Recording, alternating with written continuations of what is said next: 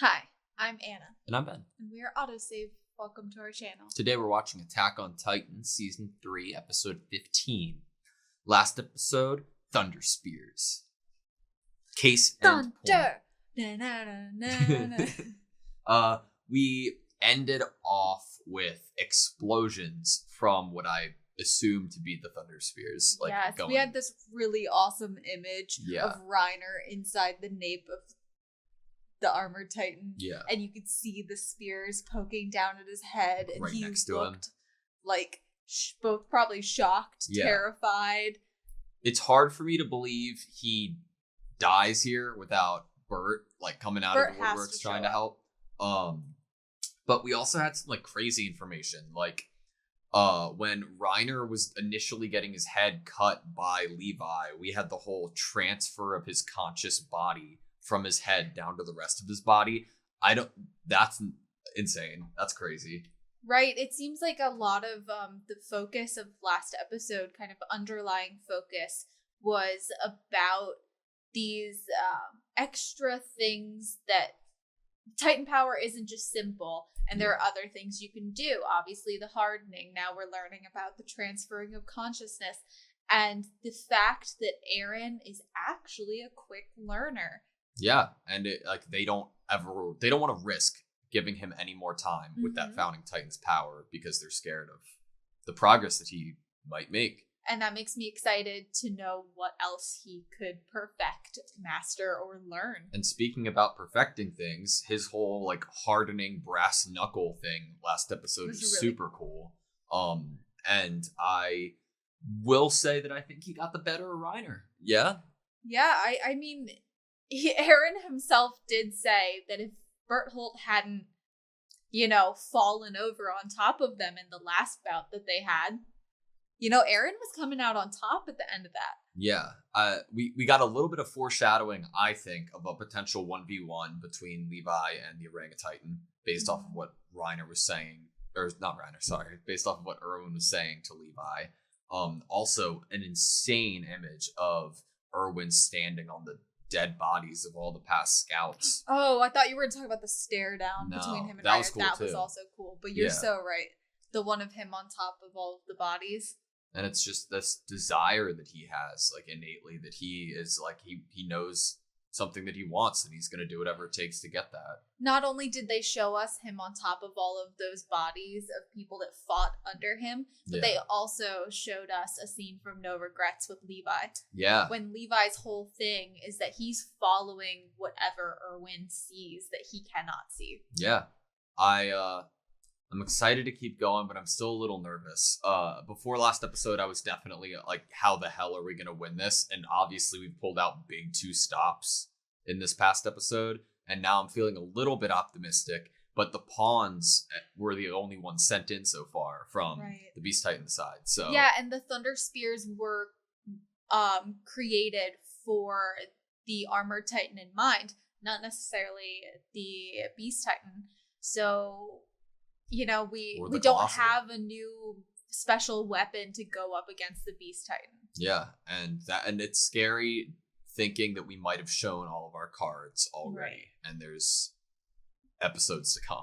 Right. I just don't want Marlowe to be a disposable pawn here, since he's with the horses and obviously in the most vulnerable place at the moment. Yeah.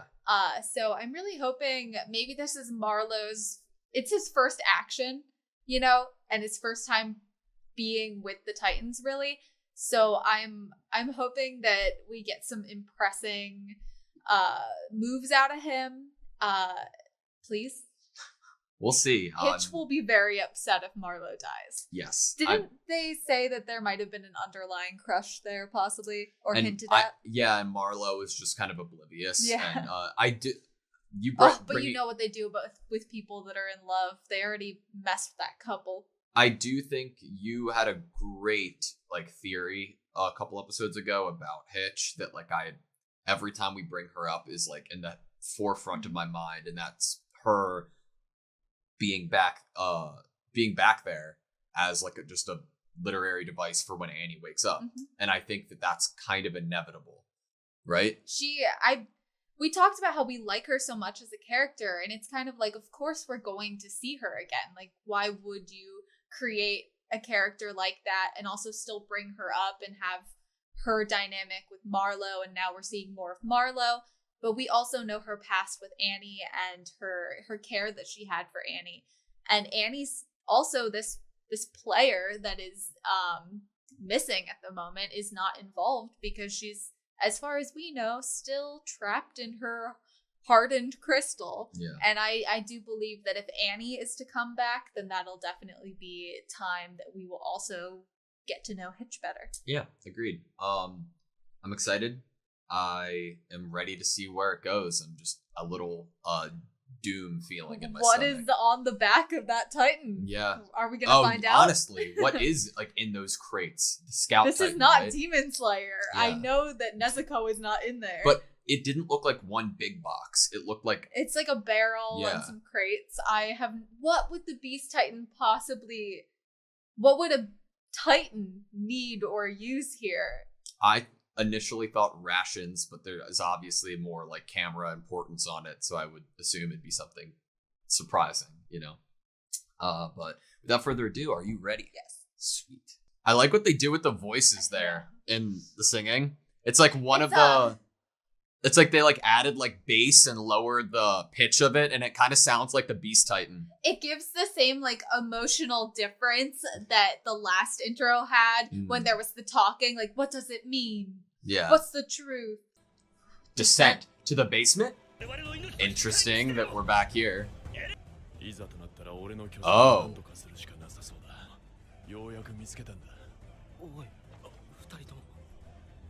Oh no! He overheard them! Oh my god! Annie was here too.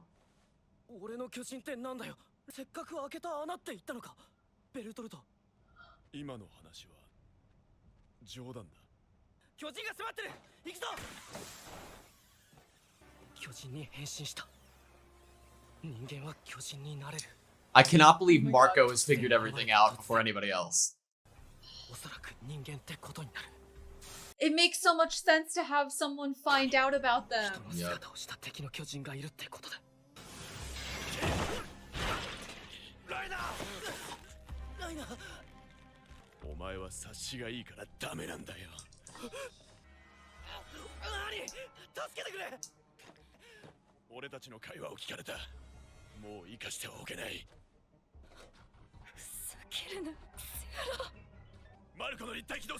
Dude.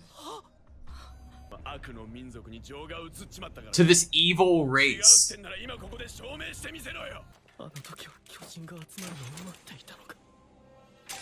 Look at the expression.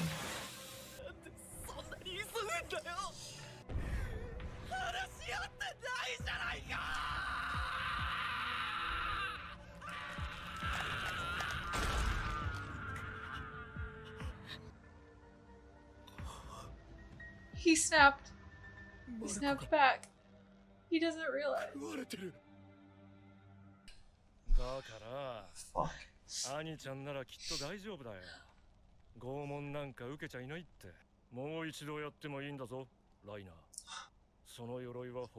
Your armor to another warrior. Assuming the power, right? Yeah. Cursed, put an end to the cursed history. As in, like, this whole civilization here? Like the inevitable that Yuri talked about? Impossible.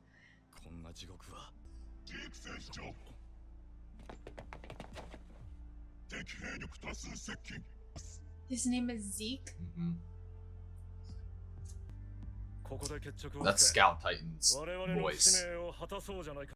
It's kind of like a Jujutsu Kaisen kind of animation. Am I like wrong in feeling like they're painting them in a very humanistic way, right? Like not just like villains, like even Zeke, they are painting him in a very... I mean, they believe the people in the walls are evil, filthy race, they said.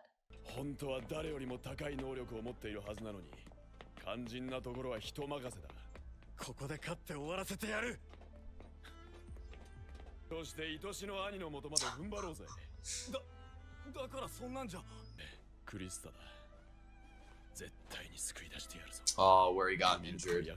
Maybe.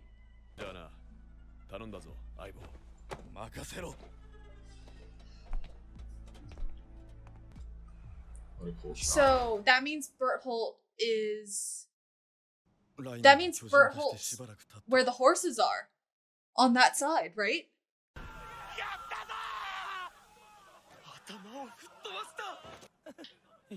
No shot.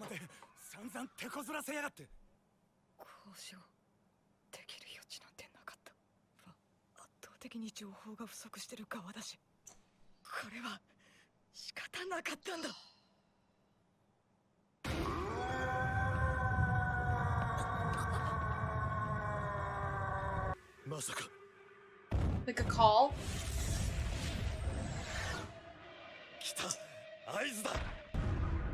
He's gonna be thrown? What animation?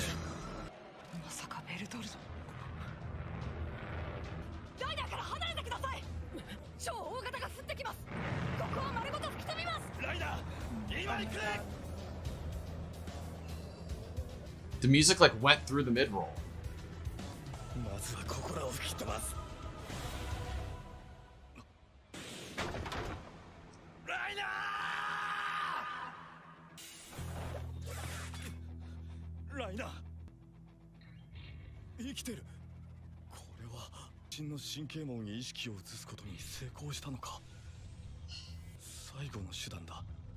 Why is there like a risk?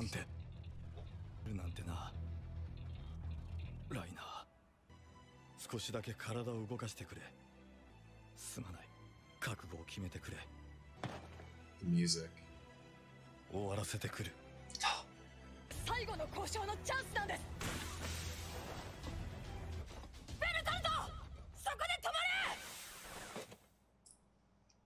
Aaron's Titan looks handsome, and I don't know why.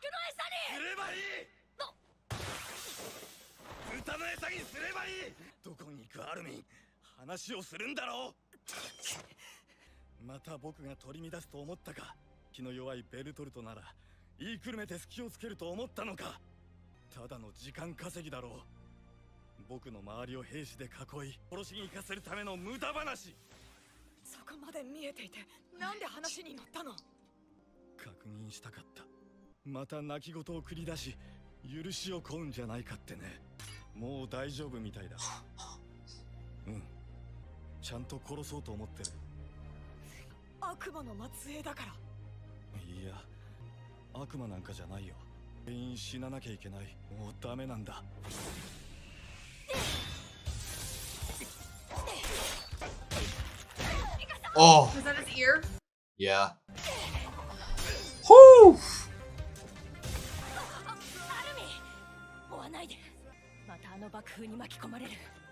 Music.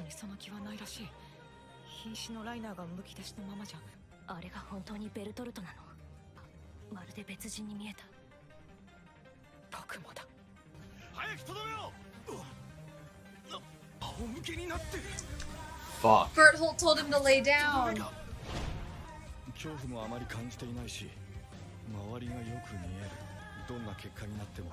Berthold is like transformed as a human. Nobody's wrong. It's almost like a defeat in a way.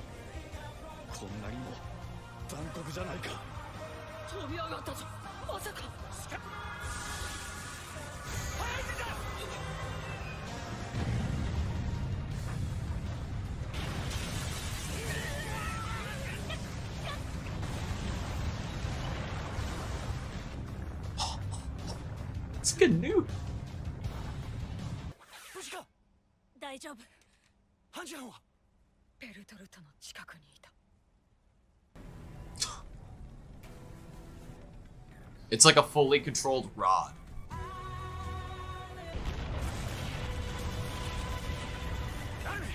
I'm sorry, what the fuck can you do? Oh my god.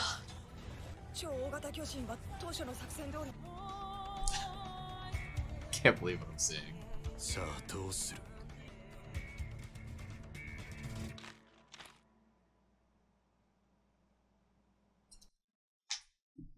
Holy. I'm shaking. It's like not even cold in here. Okay, that was Attack on Titan, Season 3, Episode 15. That was probably one of the most captivating episodes of Attack on Titan I've seen in a while. I have to like get comfortable for this.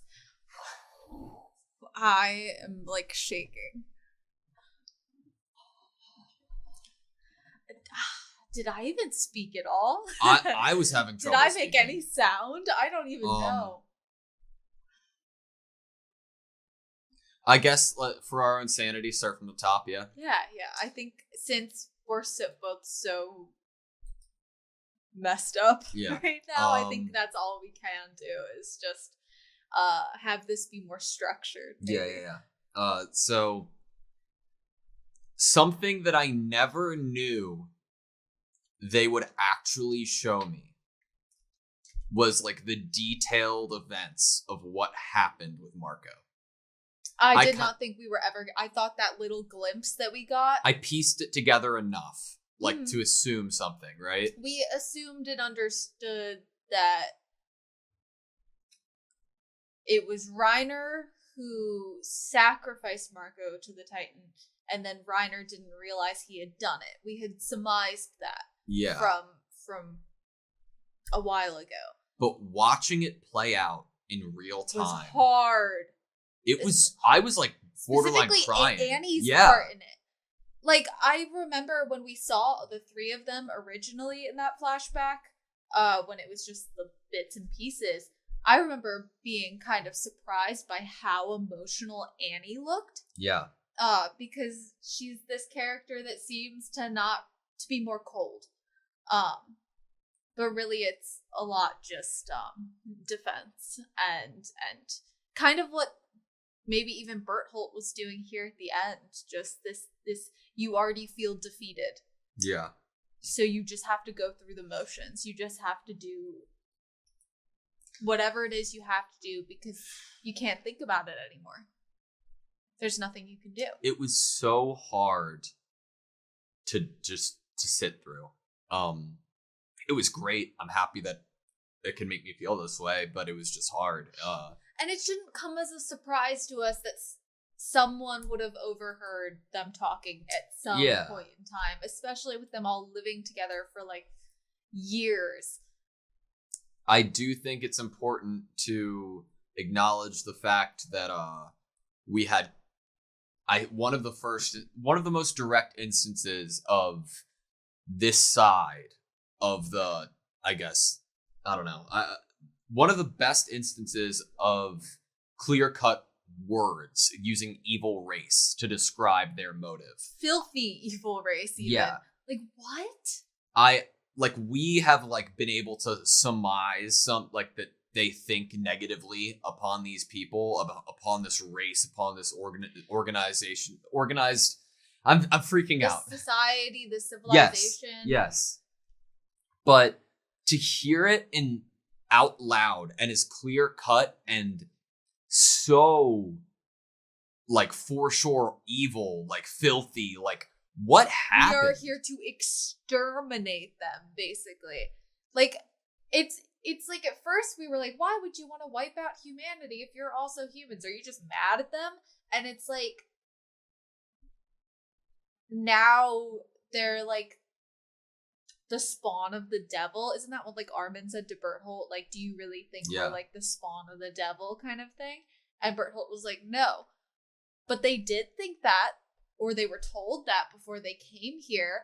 And I think Bertholdt and Annie were shocked that Reiner, after these 3 years or whatever that they were together with these people, would be snapping like this and switching back and like so willing and okay with sacrificing Marco in that moment. Like they both are shocked that Reiner is like making this decision right here. Yeah.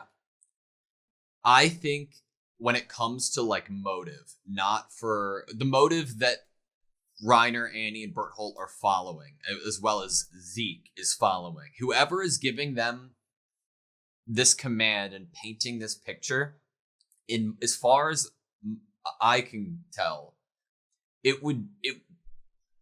originally I could excuse it or think of it to be as something as, I hate this person. Like, this is my brother's civilization hundreds of years ago, or like that he started and branched out, or this person betrayed our family and went to, like, something like trivial in storytelling that like would make sense and fit that picture. Mm-hmm. At this point in time, I can't justify it with that type of answer.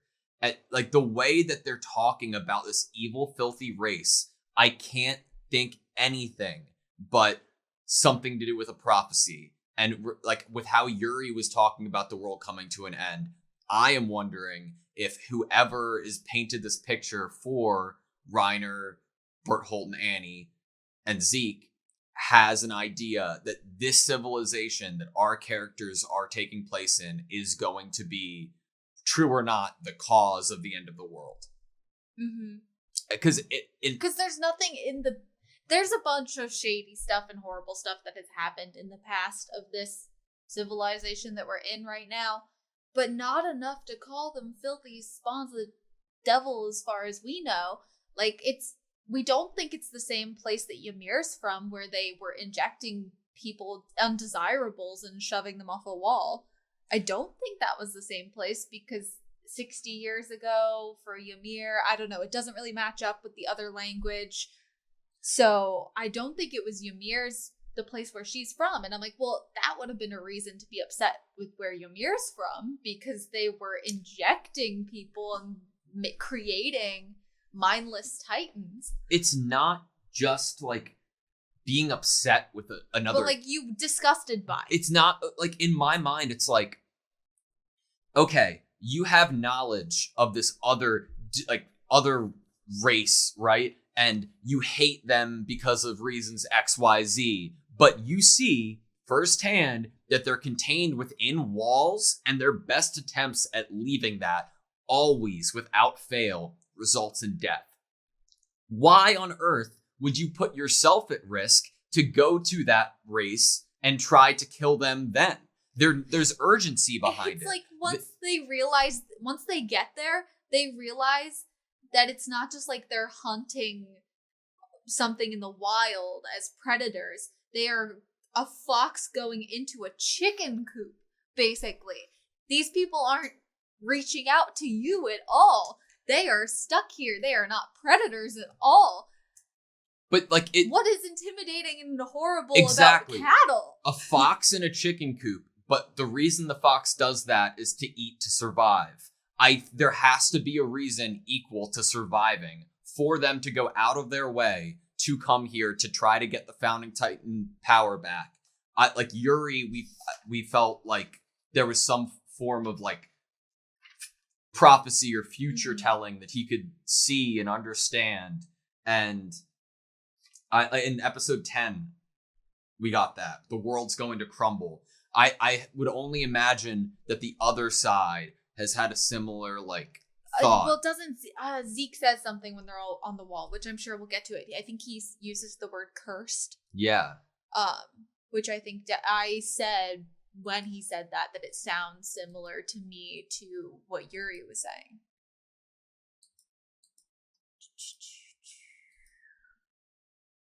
They painted them all as so humanistic. Even Zeke, the person that we have no reason to like, he was really joking.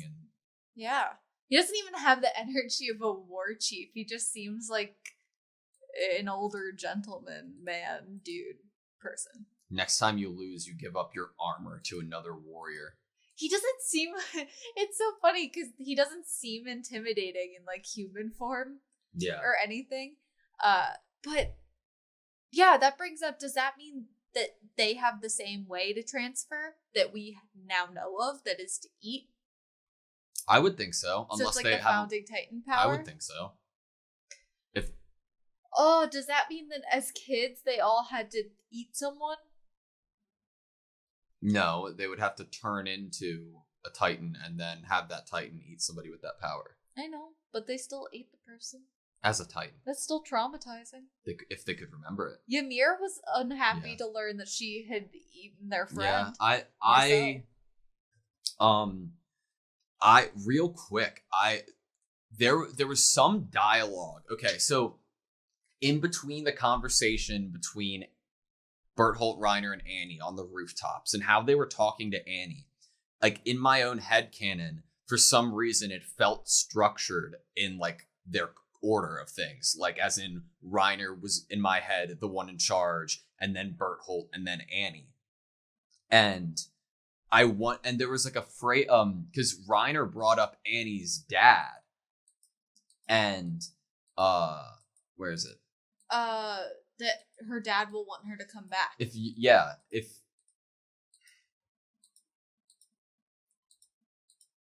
you and your father waiting for you to come home are any different than this filthy race, prove it right now. So in my notes, like I wrote, dad is hated. Well, so in my notes, I wrote down, is Annie from a sort of lower class? Like, is she not necessarily even like in terms of like financial being, but like, is she not part of that, like the same culture that Reiner and them are? Because doesn't it seem like they're separating her?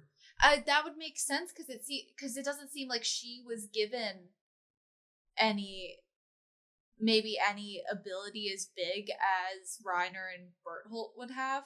They seem like they were given more important. Because it seems like the armor is a big. I'm gonna give the armor to another warrior, and then Reiner says that Bertholdt, why is he always behind Reiner and waiting for Reiner's order when he's the one that has the most important power? Yeah. The most dangerous, honestly. I mean, like, he's not only giant, but he turns into a nuclear bomb, basically, and he can throw anything he wants at you. The idea of burning like buildings. I can't decide if this is like a one-off or not. Like, this has happened.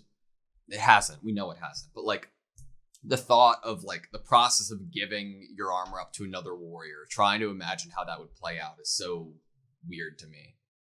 It's also like interesting when we think about the fact that they passed on the founding Titan power that way, but the Reese family had syringes of the other powers, supposedly. There's seemingly a difference between powers and turning someone into a Titan. You don't turn, from what I understand, you don't, which is probably wrong, so apologies. You don't turn someone into a Titan with powers. You turn someone into a Titan, they're able to transfer back into a human, and then you give them these upgrades. Yeah, but so that would mean that how would you get the upgrade from Reiner? His spinal fluid? Great question, because I have no idea. Or is the founding Titan, the fact that the founding Titan is this Titan form, the same as the Colossal and the Armored? But obviously Annie was just a female Titan. Nothing like special there in the name. She had and hardening. Then the Beast Titan is a Beast Titan. Yeah. I don't know. Maybe. To recover the coordinate and put an end to the cursed history. The inevitable, basically. It sounds like it's something in the future, right? Like, it's so hard for me to make sense. They're trying to stop I think they're trying to eliminate humanity before something horrible happens. It's hard to think that they'd go to such extent over like a petty beef and not something to like and to help them in any way. But what obviously they're trying to get the founding Titan and the coordinate, but what inside the walls could even bring about a cursed history? You know? If it wasn't for the Colossal and Armored Titan, then Eren never would have been injected. The founding Titan and the Reese family would have just stayed secret forever and just still done their little ceremonies in the darkness. Okay, well there's the answer. Like, that's to us, right? We know that. They don't. What's the one thing? It's like you brought up how Berthold is like a nuclear weapon. Oh, so it's almost like you're looking at another country and you know that they have this power and you just don't know when they're going to push the button. Yeah. Like, I mean, think about it. The founding Titans' power is one of, if not the strongest things that has been hinted at in the series. And if there is a potential apocalypse or end of time or the world crumbling, it would make most sense if it was from the most dangerous thing, which is like the founding Titans' power. Reiner called Historia Krista. Yeah. I didn't catch that until I was just thinking about it. I was like, that's not me. Because I was just trying to think about if she's the only one that could have the most powerful founding Titan that we know at the moment. And obviously, more reason for Reiner and them to want to get her out of there, right? Other than Ymir also wanting it. Yeah. Ugh, the little like scout Titan who's like talking. Oh, did you get me when I said it sounded like the curses in Jujutsu Kaisen? The voice of it. I think unhinged. So like I know it's small and it could mean nothing, but this like the little personality, the little bits of personality that they're putting on Zeke and that comes off to an audience is humorous, whether it's him burning himself on drinking coffee or whatever.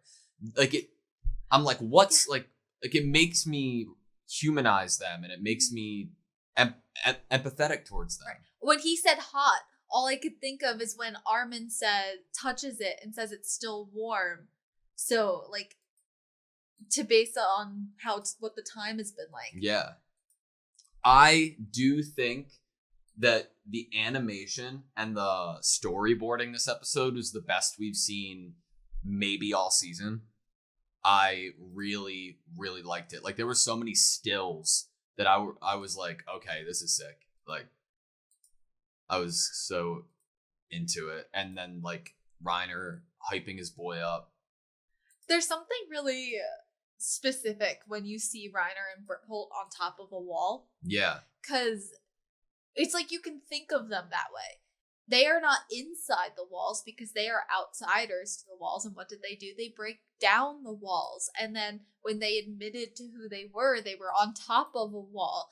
And now they're speaking again on top of a wall, about to jump back in. Bro, they love talking on walls.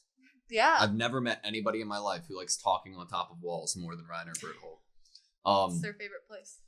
During the reaction, I said this, and I don't know if it could probably be wrong, but when he mentioned Krista and said, we'll save her no matter what, and he like had his arm and his sleeve rolled up here, I thought that he was like looking at it to remember her bandaging up. I think so. I think you're right on that. He got really happy when he got bandaged. Yeah. Even though he knew he would heal, it was just kind of, he obviously has a crush on Historia. Do you think Ymir's dead or a Titan? Like not an intelligent Titan? How would she go back to being unintelligent? Zeke or somebody else higher up. Like she's not here. Where would she be? It's a good question.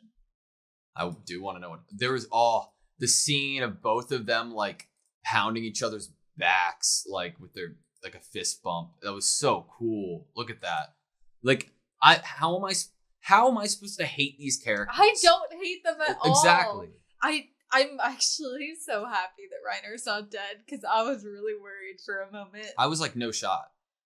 Speaking of dead, no chance Hanji's dead. No, they wouldn't do that. Everyone else maybe, but not Hanji. I can't.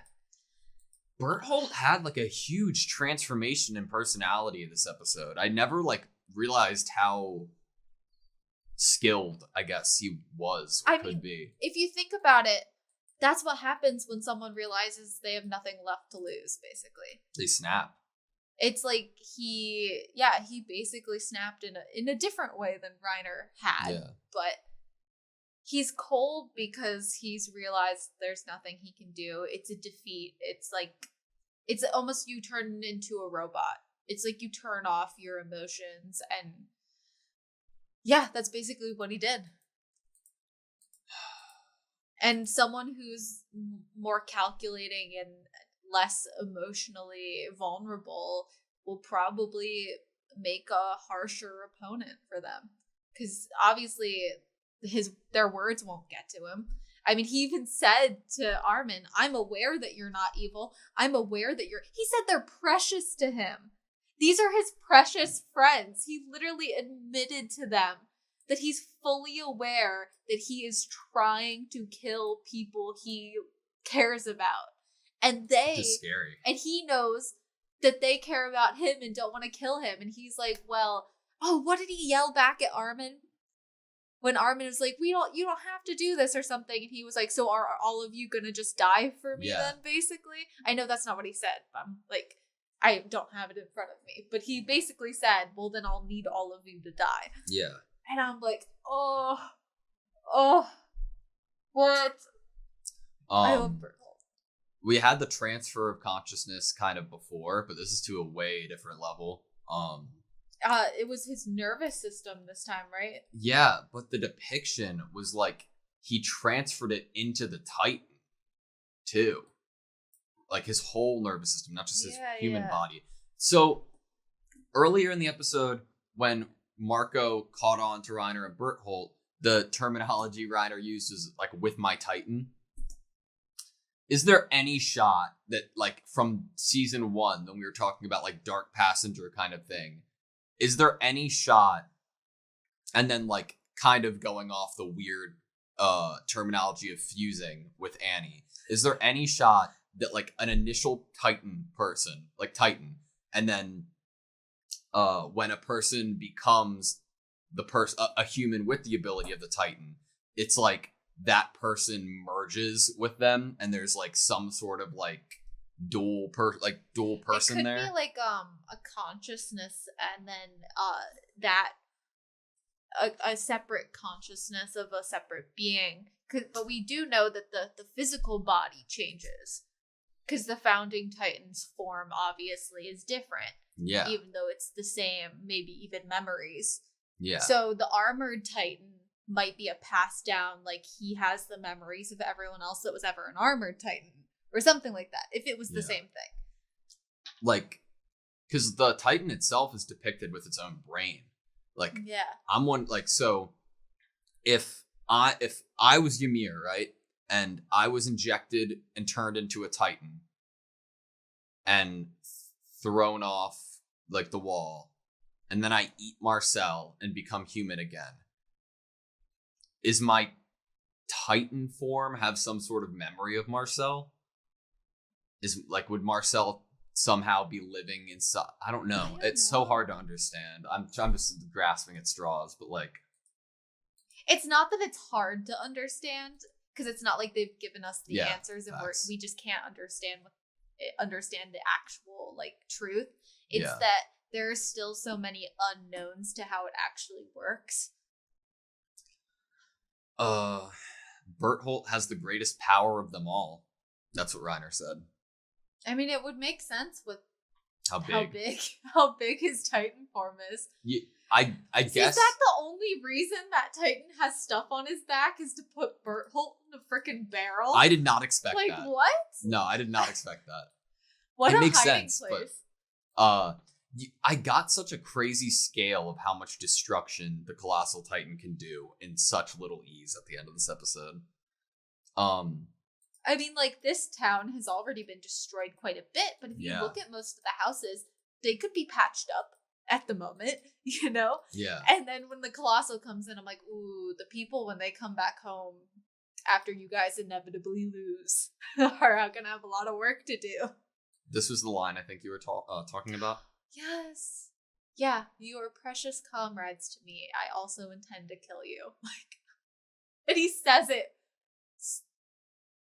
with no hesitation, no sweat bullets, no nothing. He's normally always drawn with some type of like sweat drop on his face, because he's always apprehensive. He's always hesitating. He's always, that's always just how he is depicted. I'm trying to find the mid-roll at the moment. It was about coffee. Or whatever that is. Well, while you look for it, I'm just going to say that I feel really bad for Armin in this episode. Yeah. He had to do not only did he have to deal with the same thing that everyone else did, which is the fact that they have to fight and kill these people that they care about, he's also entrusted. It's on him how this goes, what their plan is. Are they going to try to negotiate? Who do they fight now? Yeah. The pressure of all of his friends and their lives and if they survive or not is all on the decision that he makes. And that's a lot of pressure on him. Mm-hmm. It is. And but he'd have to kill 2 of his friends. It's cool that like Armin's getting that chance though. Like as a character, I'm happy for him to be getting recognized and put in positions of importance. It's cool that he's trusted in that way. Mid-roll. Information available for public disclosure. Dark liquid, which we have guessed is probably coffee. There's a grinder. Maybe we'll find out right similar now. to tea. Believed to be a beverage consumed by the Titan shifters while they were camping out. Confirmed to have a pleasant aroma from the remaining liquid found. Its origin is unknown, but this suggests the existence of an outside culture that consumes luxury goods similar to black tea. The only thing that throws me off from the coffee thing is how it's consumed by the Titan shifters, even though it actually was. Part of my mind's like, do they need to drink that, or like, does it help them? Like, I like the usage of the word luxury goods. Yeah, me too. An outside culture. Because luxury goods to me like implies there are goods that are needed to survive, but once you get to a certain point in culture and evolution, you're able to twist those things that you are using to survive to whatever degree you want to make sure you're using those to enjoy them more. Like it's like an enjoyment, like a luxury, you know? It just makes me think that it's just there's another civilization with humans with That's all more the same advanced. knowledge or whatever, with the same fashion sense. It's not like when Annie and Reiner and Berthold were kids, they were dressed in like something totally different than anything we've ever seen. You know? It's kind of like, oh, here, the neighborhood over there, you know, just happens to possibly be run by different people. Therefore, maybe their progress technologically and in exploration and in other aspects has differed. Or like one got like a 10-year head start, a 20-year head start, yeah, a 60-year head start. I mean, a lot could change just based on who was in charge and who was ruling and True. how they were ruling. I don't know what to think. This has gone down so many different like crazy routes. I don't know what happens now because you can't kill Berthold. How do you See? fight That's what and I'm defeat saying. Berthold right now. Negotiations are over because he has nothing to negotiate with. He has nothing that you could say that is going to get him out of the mindset he's in right now because he already decided to give up on Annie.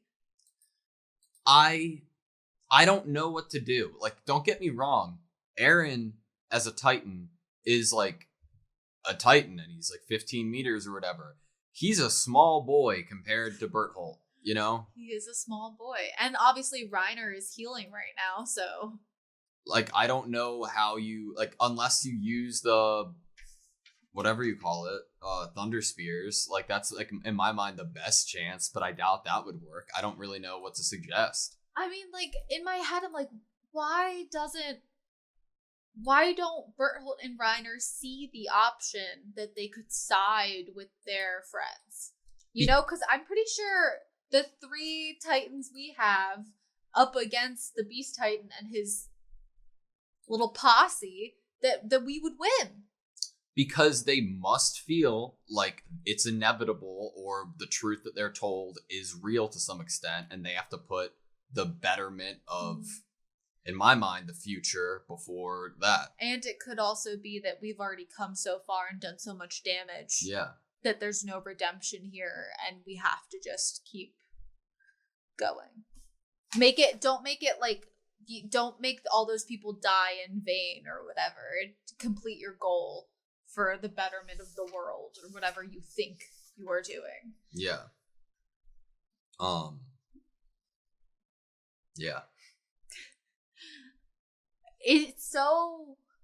I never expected to be left with all of our friend group at the end here, where it's all kind of up to them now. All of these kind of young kids who are just being thrown into this world, who all care about each other. It's like, it brings down the war into a smaller scale, because it's like, now the fighting is between a friend group. These two sides are represented in one friend group, and they're the ones they have to hash it out together in order to affect the whole rest of the world. It's crazy. Yeah.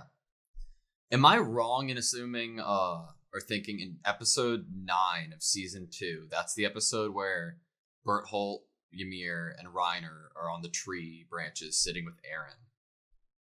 Did Berthold or Reiner, either of them seem like weirded out for Eren not understanding or not like getting what they were saying? I think so.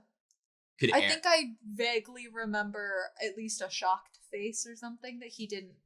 There definitely was in 2x7 or what, like the whole transformation thing. And that was, but I kind of wrote that off to Reiner's issues going on within himself. But is there any shot that we said it, the power of like the founding Titan powers, probably the thing that they're scared of, in their prophecy? Do they have Eren doing something? Do they have they're like, oh, why don't you know this? And it's because like they're literally referring to what they know is going to happen rather than who Eren is in that moment right then. So what would the prophecy be that some person brings this about? Then wouldn't Grisha have been pushing? If he came from that society that had that prophecy, wouldn't he then be making that prophecy come true? Yeah, because he would think that there's a different route. Like, what if he would entrust his son with the fate of humanity in the world, basically? What if Grisha was like, maybe these guys aren't the bad guys. Let's give my son the power. And if, okay, 2 civilizations, right? If one civilization gets completely demolished, that's the end of the world to them. Mm-hmm. Regardless of like the actual world. To them, that's the end of the world. What if Eren is like, you're trying to kill us, so I'm going to come over there and kill all of you before you can kill us, and that's the end of the world to them. And Grisha's... Eren is... You know how we've talked about, is he special? Was this meant to be him? Mm-hmm. He's from parents of both places. Yeah. He's the perfect person. I mean, we are still assuming that Grisha is from the same hometown as Zeke, and Reiner and Berthold and Annie. Obviously, that's still conjecture. We don't actually know that to be true for sure. But in our headcanons, that is true at the moment. And that would mean that Eren is born of these two cultures that obviously hate each other. Does that put you in a position where like you can have a say about both things, or does that put you in a position where both sides hate you? Yeah, he's in a powerful position because he could easily, it being him and Grisha, if this is the case, and Grisha giving it to him, that's the best option in terms of hoping that the fighting would not happen or would stop. Is someone who's connected to both places, to both forces. If Grisha was a Titan and then ate somebody and became human again, that would make sense for wanting to give Eren the power and not himself, because like they would have already known Grisha and already casted him out as like somebody that they don't trust, or so they wouldn't listen to anything he says in the future. But Eren's a different party. Yeah. Last thing I want to say, I like feel like I need to address it.